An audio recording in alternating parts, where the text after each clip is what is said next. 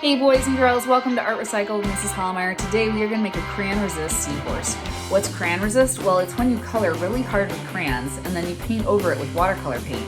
And the watercolor paint is pushed off of the crayon because the crayons are made of wax. Now this is a sub lesson I typically do with my kindergarten through second graders. What you're going to need is you're going to need a pencil to draw your seahorse out first. Then you're going to want to go over it with a Sharpie or a black crayon, something that will not bleed when you use watercolor paint over it. You're going to need crayons, of course, especially a white crayon to do your waves. And then you're going to need watercolor paint. And that's it. Let's get started. Okay, boys and girls, we're going to get started drawing our seahorse. Now, I recommend that when you start this, you start it with pencil and then you Sharpie it. But I'm just going to start with Sharpie today. It goes a little faster and it's easier to see. So you're going to start at the top of your white paper. And the first thing I want you to do is I kind of want you to make a downward frown up here at the top of your paper. Don't make it too small. We're going to try to make our seahorse go all the way from the top of the paper today, all the way to the bottom.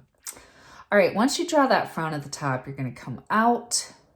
It's going to be the nose of the seahorse. You're going to draw a bump here at the end. Then you're going to go down and back, so the nose is kind of like a triangle, just like that. Then in the middle here, you want to draw a line that separates the two parts of the mouth. And now when I draw the front body of the seahorse, I'm going to kind of make it curve because seahorses kind of have that tummy that curve out a little bit. But when I come down, I'm going to come down almost to the bottom of the page. So I'm going to curve down, come out, curve out a little bit. And now I'm kind of down here at the bottom, boys and girls.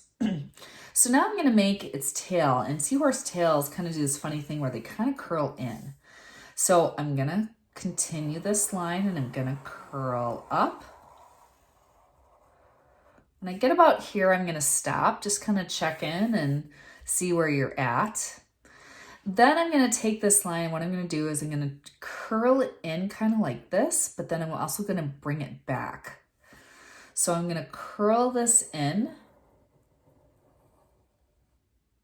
And now I'm going to pull back. And when I pull back, I'm going to start to come up and stop about there. I know that that's a tricky part for a lot of kids. They don't understand how it curls under and then curls back. If you do it right, you should have kind of like a little letter C in there. Now to connect, I'm just going to start from the top here or start from the bottom here, and you can just kind of curve up. I'm going to have a little bit of a bump here because the seahorse's back is curved, and then I'm going to come up and touch to the back of the head. To make the seahorse fins, one thing I'm going to do is I'm going to start at the top of the head here, and I'm going to go up. And the type of line that I'm going to make is a line where it looks like you're making water, where you kind of swoop down and come up, swoop down and come up like that. So I'm going to swoop down, come up, swoop down, come up. And now I'm going down the seahorse's back. Swoop down, come up, down, up, down, up. And then when I kind of get by the tail, I just kind of come and I kind of make that line blend in with the back of the seahorse. All right, now that I've drawn the back fin, I'm going to go from every single point that kind of dips up, and I'm going to draw a straight line right back to the body. I'm going to draw the eye of the seahorse. I'm just going to make it very simple.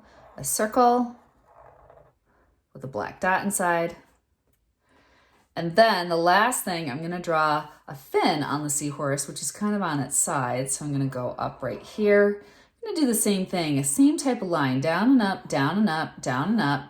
Do that a couple times and then shoot back. And then I'm going to put a couple more lines in here, just like that. And now my seahorse is ready to be colored in with crayons. Boys and girls, it does have to be crayons. You don't want to use markers for this because if you use markers, that marker can bleed out with the watercolor paint that we're going to use today. So you want a nice waxy crayon. Now, if you drew your seahorse in pencil, this is where you want to take the time to Sharpie all your lines. The other thing you could also use is a black crayon. You don't want to use a black Crayola marker because that marker is going to bleed out when we use the watercolor paint. So now with my crayons here, the first color that I'm actually going to take is white. And I'm going to make a line that's going to be outside the seahorse in this area that's going to look like water.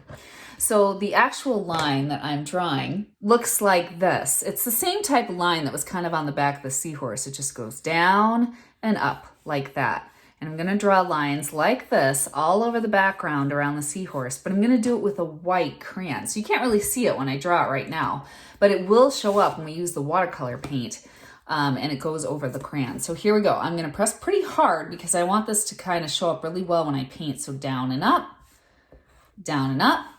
And I'm just gonna do that all over the background.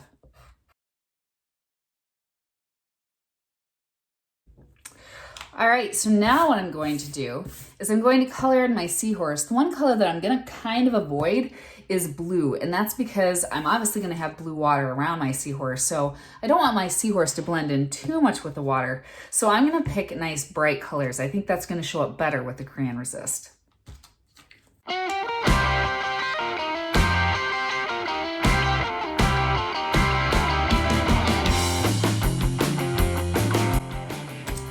All right, now that I have my seahorse all colored in, my nice kind of camouflage colors, now comes the fun part. I'm going to use blue watercolor paint, and I'm going to paint right over the seahorse. I'm going to paint the whole background, and now you're going to see where those white lines that I did with the white crayon are going to show up if I color nice and hard.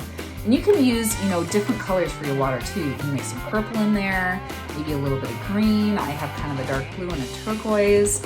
And if you have enough water in your watercolor paint, you press nice and hard with the crayon should push the watercolor paint off, and oh, there they go. It's kind of like magic. The crayon that was invisible with that white crayon for the waves shows up.